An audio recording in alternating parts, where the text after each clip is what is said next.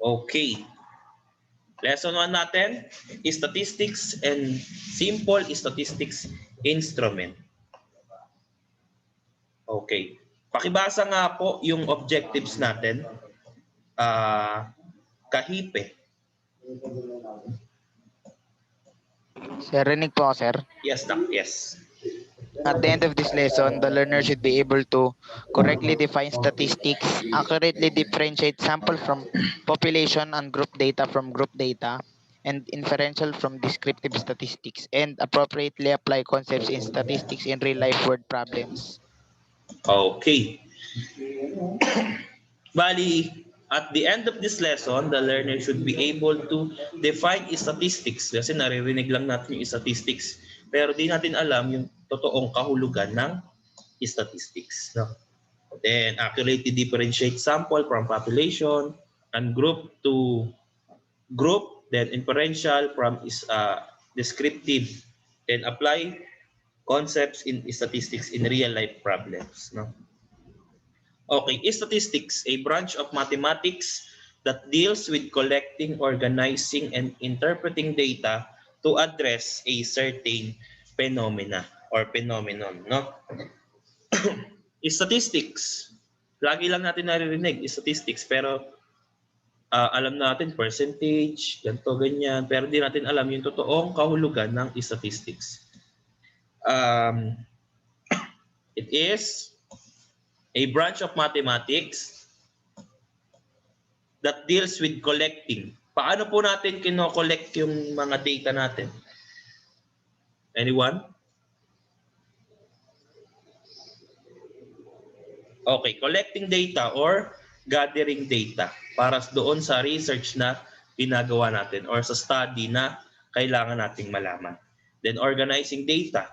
Ino-organize natin na maayos from, for example, numerical, highest to lowest, lowest to highest. Or ginagawa natin ng category. Then, nilalagyan natin ng frequency distribution table.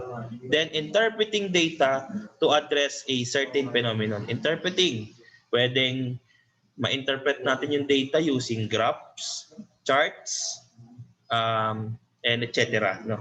Yun po ang statistics. Collecting, organizing, and interpreting data. Thumbs up tayo kung na-gets natin yung definition of statistics. Okay, very good. Okay. Ito, example natin. Doctors use statistics to understand a certain illness. No? Gumagamit yung mga doctors natin ng statistics para malaman kung anong treatment yung gagamitin or yung pwedeng isuggest or yung idea na pwedeng isuggest sa mga taong may sakit or dun sa certain na sakit. No? Then marketing strategies, gumagamit sila ng statistics para malaman nila kung ano talaga yung dapat nilang ibenta sa panahon na yon. For example, ano bang trending ngayon? Face mask, face shield, di ba? Parang yung marketing strategies, yung statistics na gagamit nila doon. No? Gets po ba natin? Thumbs up po tayo ulit kung na-gets natin. Okay. Next, population. The set of all data under a study. The set of all data under a study. No? For example, grade 11 Yumstrand. For example, ayun yung population. No? Grade 11 Yumstrand. Kabuuan ng buong grade 11 Yumstrand. No? Ito, mayroon po tayo isang example. A study regarding the average height. Average height of the students in a school requires the set of all students studying in that school. Parang kinukuha nila yung height ng mga estudyante na nag-aaral doon sa school na yon. Lahat ng estudyante. Ibig sabihin nun, population, kabuuan ng buong student sa isang school, no? Or ng student sa isang strand, no? Mamaya malalaman natin ang kaibahan ng population sa sample. Then sample naman, the set of data drawn from the population. Parang kinuha lang doon sa population. Admit ko lang iba ha. A study regarding the average heights of students in a school may focus only on the sample set of students in a single grade level who are studying in that school. No? Example, ang population natin, buong grade 11, Yumstrand. Ano po ang pwede nating maging, ang population natin, buong grade 11 Yumstrand. Ano po ang pwede nating maging sample? Anyone? Taas kamay, pwede naman. Mag-raise ng hand. Okay. Wala. Ayun, Bonilla, nak. Yung isang section lang po, sir. Kunwari, Oh, okay. 11 yung strip po. Okay, very good. No, pag sinabi nating population, kabuuan. For example, buong grade 11 yung strand, no?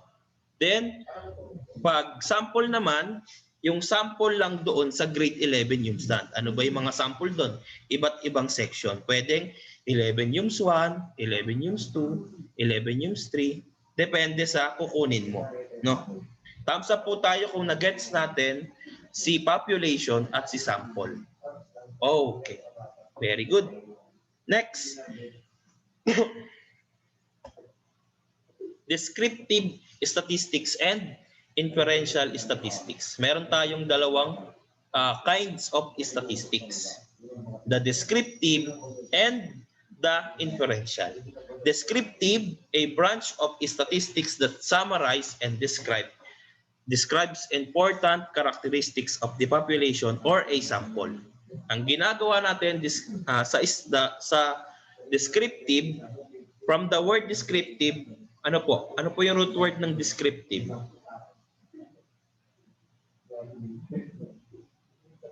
Hello? Kahipe na. Describe, sir. Ayun, describe, no? Kapag sinabing descriptive, ang ginagawa natin sa data na nakolekta natin is sinasummarize at dinedescribe natin. Or for example, consider the study regarding the fruit preference of 20 randomly chosen students in a certain school. Meron daw 20 students na pinili para itanong sa kanila kung ano yung mga preference nilang mga fruit, no? 6 given fruits. Then, ano-ano yung 6 given fruits na yun? Apple, bananas, grapes, mangoes, oranges, and strawberry. No? Makikita natin sa graph, sinamarize niya na yung buong data na nakalap natin. No? Then, dinidescribe dito na ang preference ng mga students is 4 na apples, 4 yung pumili ng mangoes, 4 yung pumili ng oranges. Dinedescribe lang niya, no? Dinedescribe niya. Sinasummarize and dinedescribe. Pag sinabi namang inferential statistics, used to draw conclusions, make predictions, and make decisions about the characteristics of a population by looking at the information contained in a sample. Ginagamitan naman siya ng critical thinking and analyzation. No? For example pa rin yung 20 na fruit, no, na preference ng 20 students, o yung 6 fruits pala na preference ng 20 students, no? Kapag ginawa natin siya ng critical thinking, 20% pala sa kanila gusto is apple, 20% pala sa kanila is gusto is mangoes or oranges, no? Ganun po. Bali sa descriptive statistics, dinedescribe natin yung mga data and sinasummarize natin. Kapag naman inferential, ginagamitan natin ng critical thinking at analyzation. Gets po ba natin? Thumbs up tayo kung gets natin si descriptive at si inferential. Okay? Okay. Very good. Next. Statistical instruments. Statistical instruments. Device used by the researchers to gather data. Ito yung mga instruments na ginagamit ng mga researcher para makakalap ng mga data. No? Example, questionnaire, di ba? Kapag binigyan ka ng questionnaire, syempre, sasagutan mo, then pagbalik sa'yo, may mga data ka nang makakalap. No? Ano-ano ba yung types ng statistical instrument? Number 1, researcher completed instruments. Statistical instruments, especially filled by a researcher. No? Statistical instrument is specifically filled by a researcher. Bali, sa researcher completed instruments, si researcher ang sasagot at gagawa ng mga kailangan sa research. For example, rating scales. Kapag ginawa niya na yon, pwede niya nang ibigay sa mga respondents. Bali, siya yung gumawa ng rating scales or siya mismo yung sasagot ng ginawa niyang tawag dito, questionnaire. No?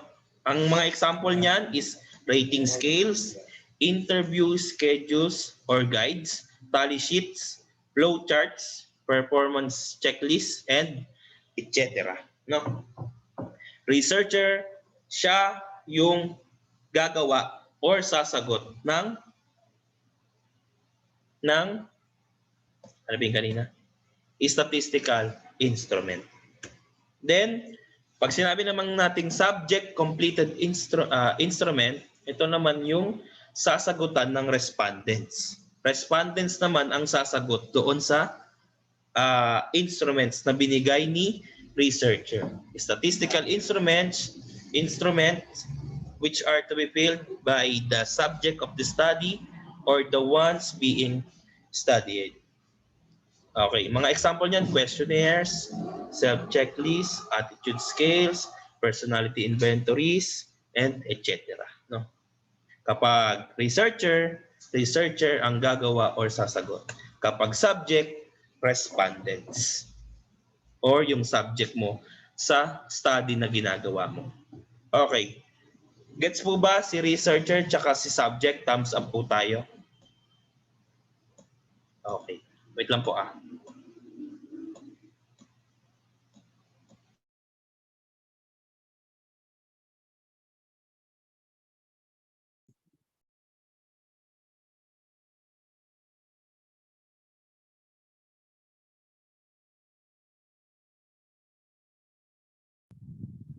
Okay, next. Ungroup and group data. No? Yung grade 7, grade 8, grade 9, grade 10, pinag-aaralan na natin to. No? Kaya dapat alam na natin kung ano yung ungroup data tsaka group data. Kapag sinabing ungroup data, raw data or hilaw pa yung mga data na nakalap natin. Hindi pa natin ginagamitan ng analyzation, hindi pa natin ina-arrange, hindi pa natin ina-organize, hilaw pa, raw data. No? While group data are data presented in the form of frequency distribution. No? Bali, meron siyang category, meron siyang frequency, meron siyang relative frequency, then meron siyang percentage. Naka-group na yung mga data. Kapag sinabing ungroup, raw.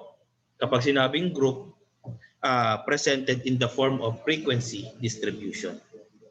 Gets po ba natin? Thumbs up po tayo kung na-gets natin si ungroup at si group data. Okay. Okay, ito example, no? Yung una, ito yung apple, banana, mango, grapes, mango, orange, strawberry, no? Sabog pa siya. Sabog pa yung mga data natin. Ibig sabihin, hilaw pa. Hindi pa natin siya na-arrange, no? Ito ang tinatawag na ungroup data. Kapag sinabi natin group, ito na, may category na tsaka frequency. For example, apple, bananas, grapes, mangoes, oranges, strawberries, at kung ilan yung frequency nila. Then yung total, dapat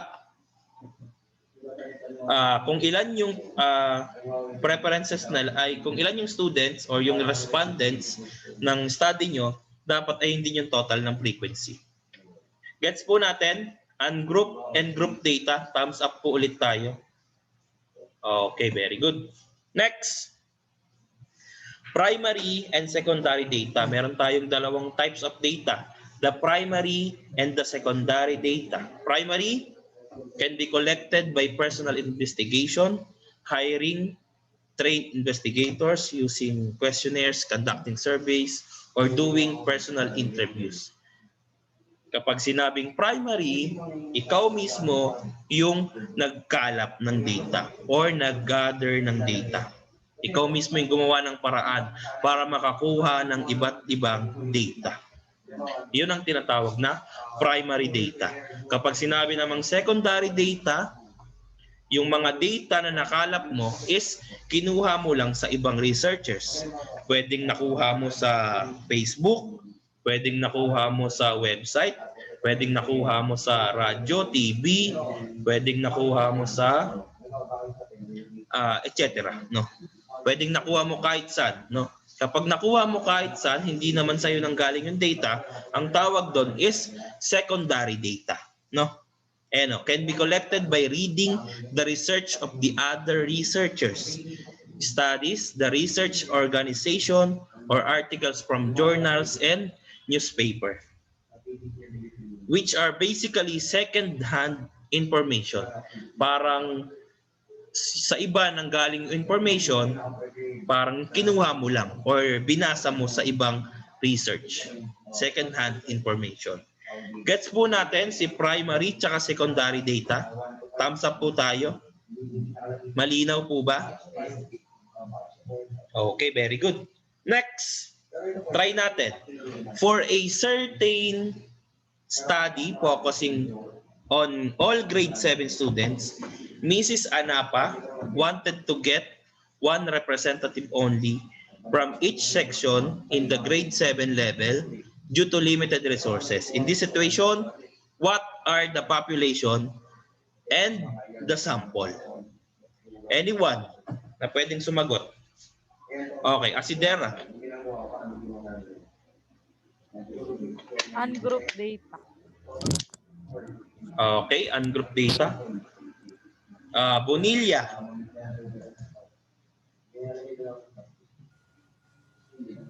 Yung population po yung all grade 7 students and the sample po yung one representative from each section of grade 7.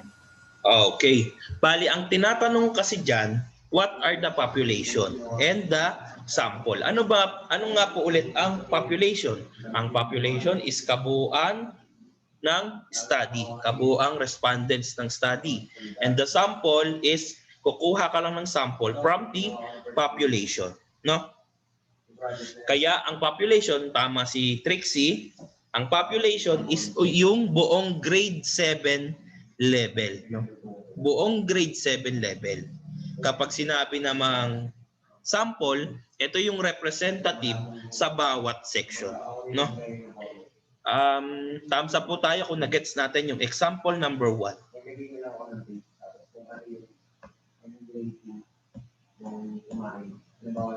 Okay, next. Yan. Yan. Number 2. Charmaine wanted to know if her classmates already submitted the necessary forms for a scholarship application. What statistical instrument can she use to ensure accuracy of data? Anyone? Statistical instrument, meron tayong dalawa, researcher and subject.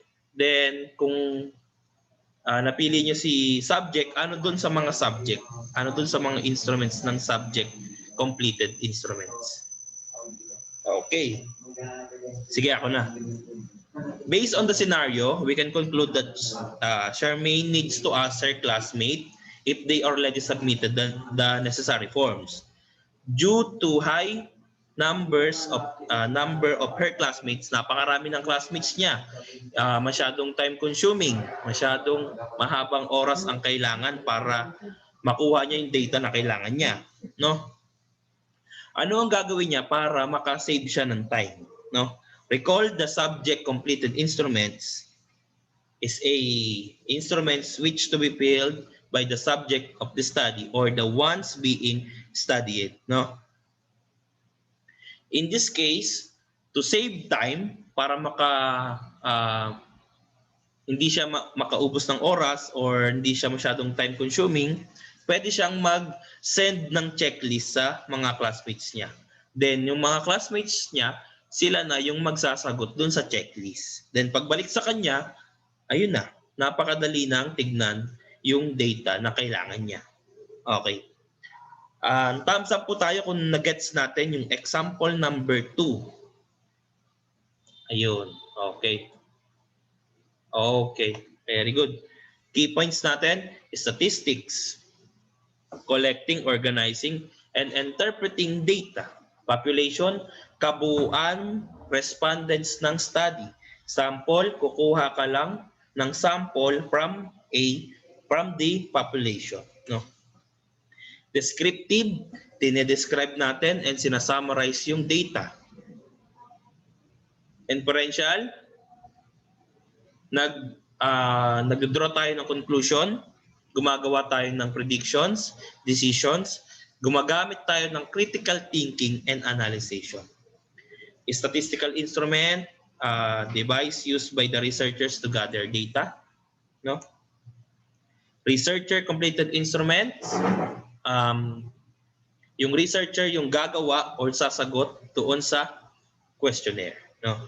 Kapag subject completed instruments, yung respondents yung gagawa. No? Ay, respondents yung sasagot doon sa questionnaire. And group, raw data. Group data presented in the form of frequency distribution. Primary data, ikaw mismo yung nagkalap ng data or nag-gather ng data. Secondary data, kinuha mo lang yung data sa iba pang research or sa iba pang site. No? Okay. Next, lesson 2. Kailangan po nating malaman to hanggang lesson 3 tayo. No? The frequency distribution table. Ayan, meron na lang tayong 10 minutes dito sa ating meeting.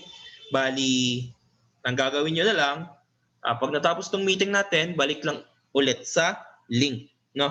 Ayun po ang pinakamagandang gawin. Balik lang agad sa link. Okay? Priyas, pakibasa nga po yung objectives natin. At the end of this lesson, the learner should be able to correctly identify and describe a frequency distribution table and correctly organize data using frequency distribution table. Okay. Yan, bali i-identify natin correctly and i-describe natin yung frequency distribution table. Then i-organize natin yung data using frequency distribution table. Variables are characteristics that vary over time from subject to subject. Ano po ang ibig sabihin ng variable? Ano po ang ibig sabihin ng variable? Anyone?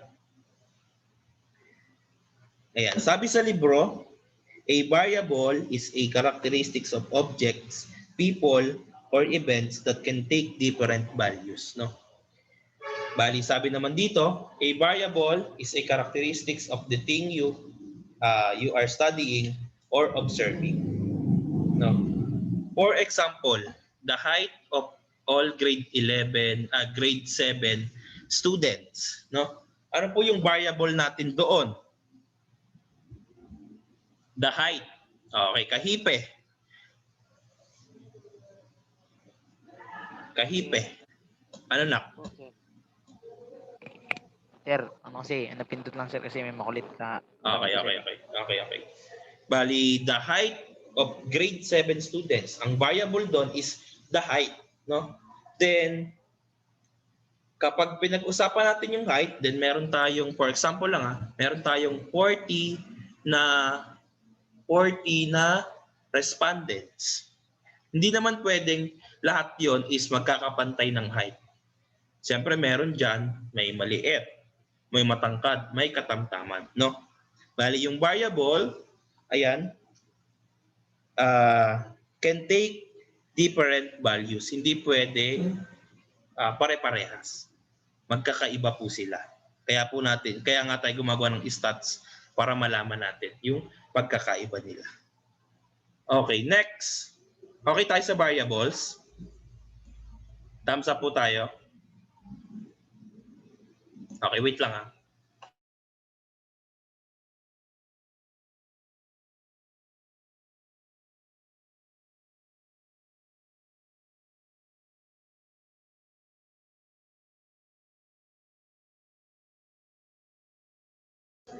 Okay.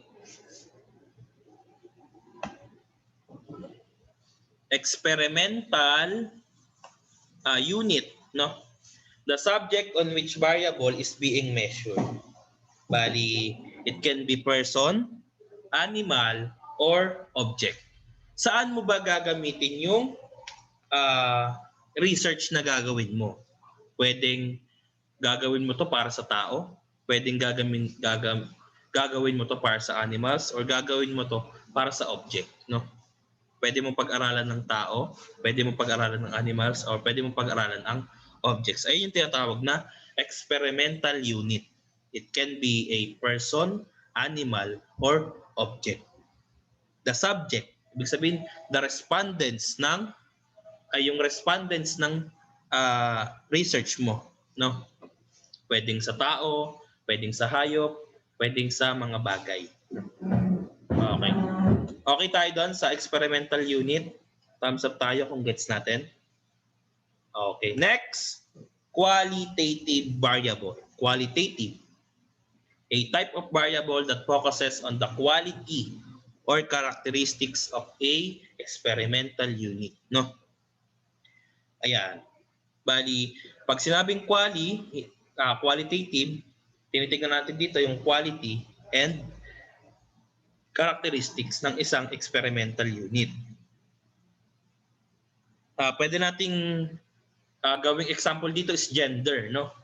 Kapag sinabing qualitative, hindi tayo gumagamit ng numerical value, no? Walang numbers na involved.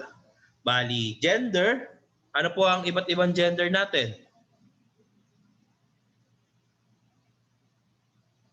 Priyas. Male and female po. Okay. Dati, meron tayong male and female. Pero ngayon, syempre, meron na tayong tinatawag na transgender and bisexual, no? Bali, hindi sila ginagamitan ng numerical value, quality lang, tsaka characteristics. No? Ang iba pang example nito is hair color, no? May blonde, may black, no? Then, pwedeng occupation, kung ano yung mga trabaho nila. Pwedeng religion, pwedeng educational attainment, kung hanggang saan yung natapos mo. Ayun yung tinatawag nating qualitative variable. Kapag sinabi naman natin quantitative variable, measures a numerical quantity. Wait lang.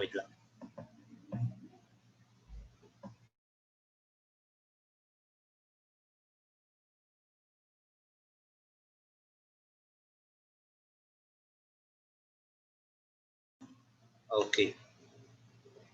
Yan. Quantitative variable measures a numerical quantity on each experimental unit, no? Kung kanina qualitative involved yung ano pong involved sa qualitative? Quality and characteristics. Dito naman sa quantitative variable, involved naman ang numbers. Numbers naman ang involved, no? Example niyan, height, no? Sinusukat natin yung height. Wait lang.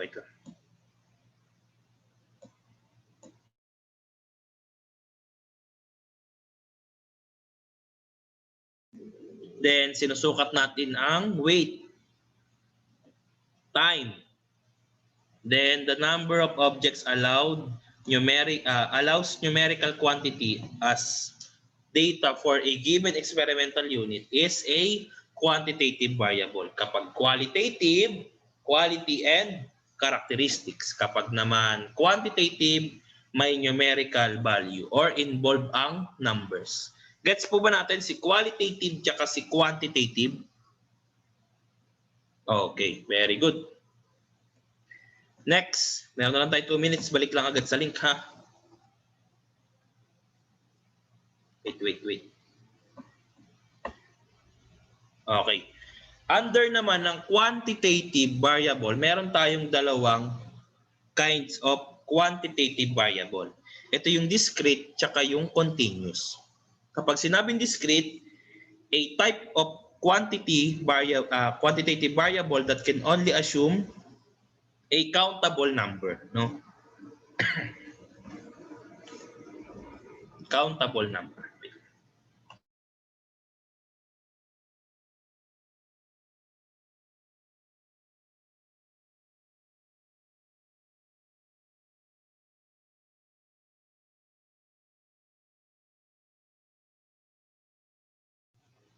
Okay. Kapag sabing discrete variable, countable number. For example, number of students in 11 Yums 3. Ilan po ba kayo? 11 Yums 3.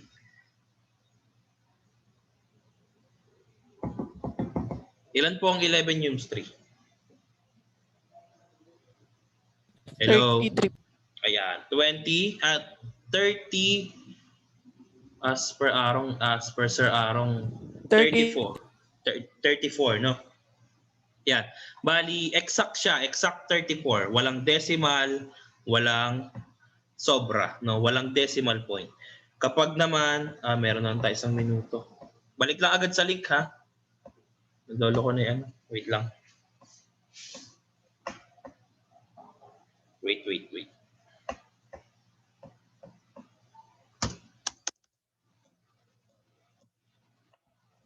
Yan, okay. Stop share ko muna, then end ko muna, ha? Kasi less than a minute na tayo. Balik lang agad sa link. Thank you.